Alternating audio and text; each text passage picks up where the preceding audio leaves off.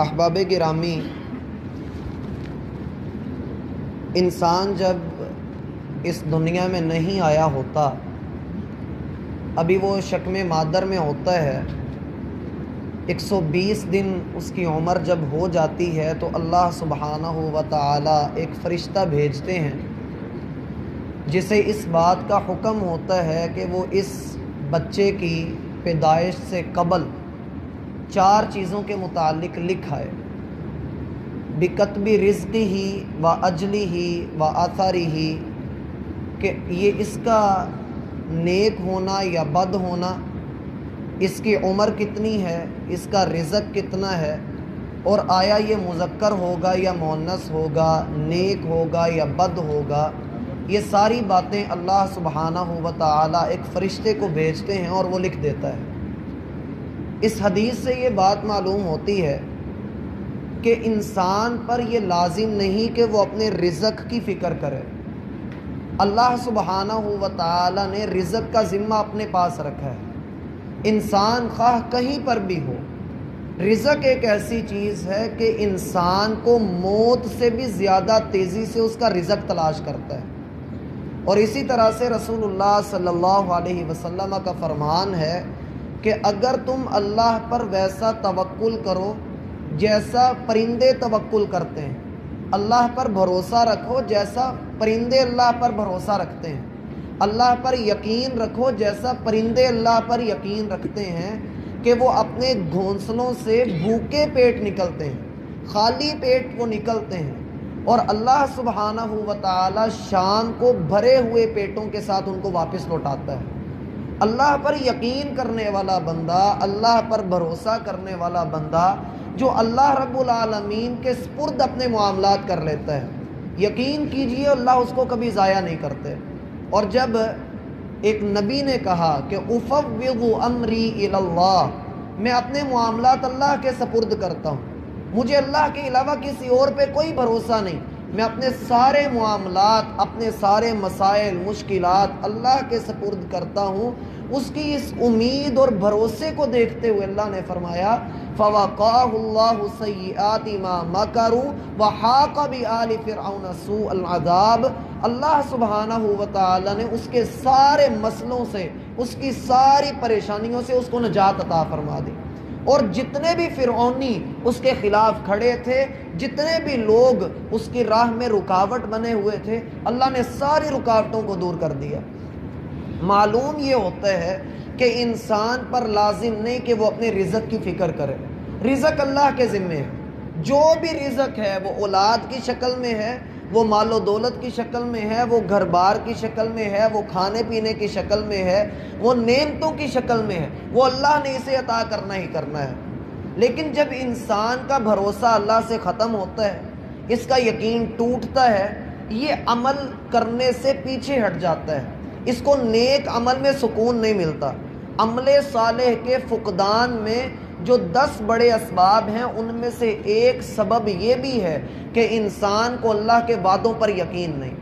انسان کو اللہ پر بھروسہ نہیں۔ جب انسان اللہ پر بھروسہ ختم کر بیٹھتا ہے تو پھر اسے دنیا نظر آتی ہے کہ دوسرے لوگ دنیا کمانے میں مجھ سے آگے بڑھ گئے، مجھ سے آگے چلے گئے، میں رزق میں پیچھے رہ گیا۔ وہ نہ تو اللہ کی بندگی کرتا ہے، نہ اپنے مقصد حیات کو پیش نظر رکھتا ہے، پھر وہ بھاگتا ہے دنیا کے پیچھے، جب اللہ کے اوپر یقین نہیں کرتا۔ ایسا بندہ جو دنیا کے پیچھے بھاگتا ہے، دین کو نہیں لیتا، اللہ کی بندگی نہیں کرتا، اللہ پر توکل نہیں کرتا، اللہ فرماتے ہیں کہ آپ اس شخص کی مثال دیکھیے، وَاتْلُ عَلَيْهِمْ نَبَأَ الَّذِي آتَيْنَاهُ آيَاتِنَا فَانْسَلَخَ مِنْهَا فَأَتْبَعَهُ الشَّيْطَانُ۔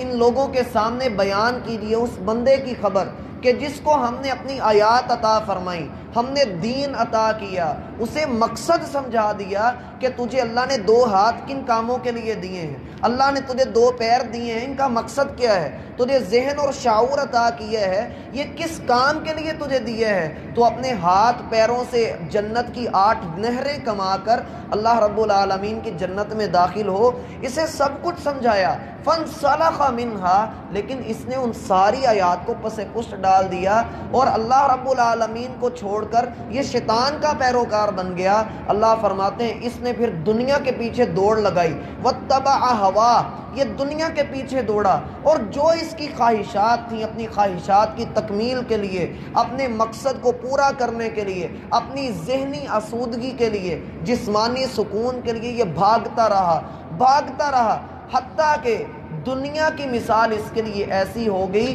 جیسے ایک ہانپتا ہوا کتا ہو، اگر اسے دنیا مل جائے اس چیز کو حاصل کر کے، اپنی خواہش کو پورا کر کے، تب بھی زبان باہر لٹکا کر ہانپتا ہوا ہی نظر آتا ہے، اور اگر کچھ نہ بھی ملے، چیز اس کی دسترس سے دور ہو جائے، تب بھی وہ ہانپتا ہوا ہی نظر آتا ہے۔ اللہ فرماتے ہیں یہ انتہائی بدترین مثال ہے، فَمَثَلُهُ كَمَثَلِ الْكَلْبِ إِن تَحْمِلْ عَلَيْهِ يَلْهَثْ أَوْ تَتْرُكْهُ يَلْهَثْ ذَلِكَ مَثَلُ الْقَوْمِ الَّذِينَ كَذَّبُوا بِآيَاتِنَا، یہ ان لوگوں کی مثال ہے جو ہماری باتوں پر یقین نہیں کرتے۔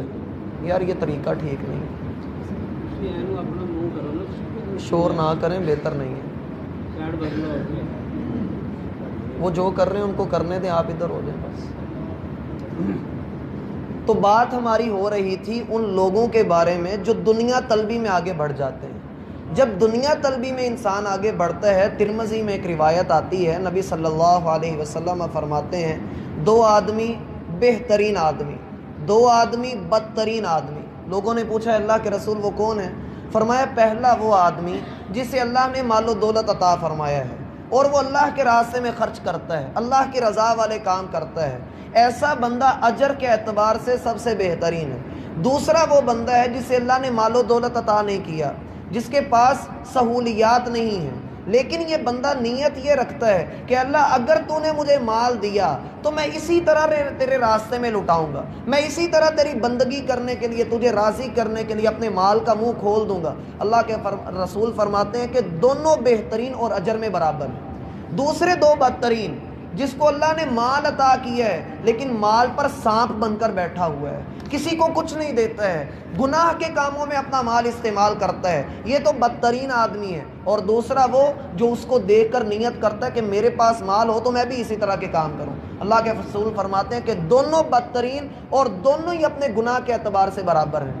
ان ساری باتوں کو سمجھنے کے لیے ہمیں پھر یہ آیت نظر آتی ہے، اللہ فرماتے ہیں وَآیَةً لَهُمُ الْأَرْضُ الْمَيْتَةُ، تمہارے سامنے مردہ زمین کی مثال ہے، زمین جس کی ہم کوئی حیثیت نہیں سمجھتے، اس کی حقیر ہونا ہی اتنا ہے کہ اللہ نے اسے ہمارے قدموں کے نیچے رکھا ہے۔ آپ بلند سے بلند جگہ پر بھی چلے جائیں، یہ زمین آپ کے قدموں کے نیچے ہی رہنی ہے، اس کی کوئی حیثیت نہیں، لیکن اس کی حیثیت تب بن جاتی ہے جب انسان اس کے نیچے چلا جاتا ہے،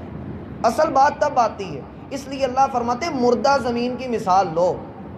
یہ مردہ زمین کیا ہے کہ آپ نے اس کے اندر کروڑوں انسان دفن کر دیے ہیں، آپ کا رزق یہیں سے نکل رہا ہے، آپ اسی مٹی میں جا کر مر رہے ہیں، ہر انسان نے کسی نہ کسی نے اپنے پیارے اس زمین کے اندر دفن کیے ہیں، اور اسی زمین سے آپ اپنا رزق بھی حاصل کر رہے ہیں، اسی زمین کے لیے لڑائیاں بھی ہو رہی ہیں۔ کیا آپ کو یہ نظر نہیں آتا کہ اس مردہ زمین میں اللہ نے ہمارے لیے نشانیاں رکھی ہیں؟ احییناہا، جب یہ مردہ تھی، جب یہ کچھ باہر نہیں نکال رہی تھی، یہ پتھریلی تھی، اس میں صحرا تھا، یہ بنجر ہو چکی تھی، اللہ نے اپنی خاص رحمت سے اس کے اوپر پانی برسایا، اخرجنا منہا حبا، اور کتنے ہی دانے اللہ نے تمہارے لیے اس میں سے نکال دیے، فمنہ یاکلون، کھاتے پیتے تم ان میں سے ہو، فصلیں تمہاری لگاتار پورا سال زمین تمہیں پھل دیتی رہتی ہے، لیکن پھر بھی تم انکار کرتے ہو کہ اللہ مار کر بندے کو زندہ نہیں کر سکتا۔ یہ کیسا انکار ہے کہ اللہ سبحانہ و تعالی بندے کا رزق بھی پورا عطا کرے،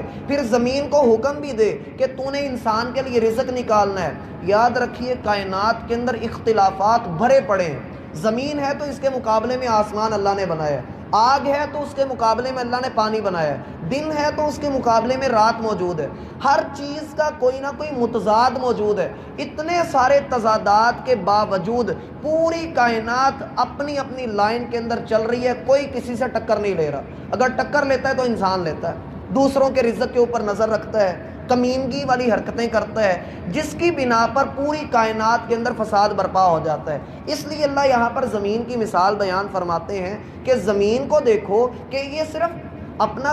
غلہ باہر نہیں نکالتی ہے، زمین تمہارے سامنے مردہ تھی، آسمان نے اس کے اوپر پانی برسایا، یہ زندہ ہوئی، تم نے اس کے اندر دانہ ڈالا، اس میں سے پھل نکل آیا۔ وہ ایک دانہ جس کی اللہ سبحانہ و تعالیٰ نے فصلوں کی فصلیں بنا دی اور کتنے ہی دانے تمہیں اس کے بدلے میں عطا کر دیے، کیا وہ اللہ اس بات پر قادر نہیں کہ ایک آواز اس کی طرف سے آئے کہ سارے اللہ کی طرف چلو؟ تو کون ہوگا جو وہاں پر انکار کر سکے گا؟ ساری وہاں پر اللہ کے سامنے پیش ہوں گے، چاہے اپنی مرضی سے آئیں چاہے اپنی ناراضگی سے آئیں، آنا تو پڑے گا۔ اسی لیے اللہ کا فرمان ہے افغیر دین اللہ یبغون، کیا یہ اللہ کے قانون سے، اللہ کے دین سے روگردانی کرتے ہیں؟ وَلَهُ أَسْلَمَ مَنْ فِي السَّمَاوَاتِ وَالْأَرْضِ طَوْعًا وَكَرْهًا وَإِلَيْهِ يُرْجَعُونَ، زمین و آسمان میں جو کچھ بھی ہے سارے کا سارا اپنی مرضی سے یا اپنی ناراضگی سے اللہ کی طرف پلٹ کر آئے گا، خواہ جو مرضی ہو جائے۔ انسان جتنا مرضی زور لگا لے، مائیکل جیکسن ماضی قریب کے اندر جیسے وہ مرا ہے، اس کے بارے میں رپورٹس جب پڑھی گئیں تو بتایا گیا کہ اس نے 150 سال کا اپنا اہتمام کیا ہوا تھا زندہ رہنے کا، 150 سال تک اس کے ساتھ ڈاکٹرز کی ٹیم ہر وقت رہتی ہے، اس نے اپنی سرجریاں اتنی کروائی ہوئی ہیں، وہ کسی سے ہاتھ نہیں ملاتا ہے، ملاتا بھی ہے تو دستانے چڑھا کر ملاتا ہے، ہر وقت اس کے محل کے اندر جو ہے وہ سپرے کیا جاتا ہے، بڑی سہولیات ہیں۔ لیکن جب اللہ سبحانہ و تعالیٰ نے اس کا وقت جتنا لکھا تھا وہ وقت آیا تو کہا جاتا ہے صرف اس کا سانس تھوڑا سا اکھڑا ہے اور پھر وہ نظر ہی نہیں آیا کہ کون تھا مائیکل جیکسن۔ اللہ سبحانہ و تعالیٰ نے بڑے بڑے فرعونوں کو، ہمارے سامنے فرعون کی مثال ہے جو اس بات کا انکار کرتا تھا کہ اللہ کوئی ذات ہو سکتی ہے، اللہ رب العالمین نے دنیا کے نرم ترین چیز سے اس کے ناک میں چند قطرے گھسیڑ کر اس کو کیسی عبرتناک موت مارا ہے، اور آج بھی اس کی لاش ہمارے سامنے موجود ہے۔ تو بات میرا بھائی یہ ہے، سارے مردہ ہیں، زندہ وہی ہے جس کے پاس اللہ کی بندگی کا گر موجود ہے۔ اللہ ہمیں وہ چیز عطا فرمائے۔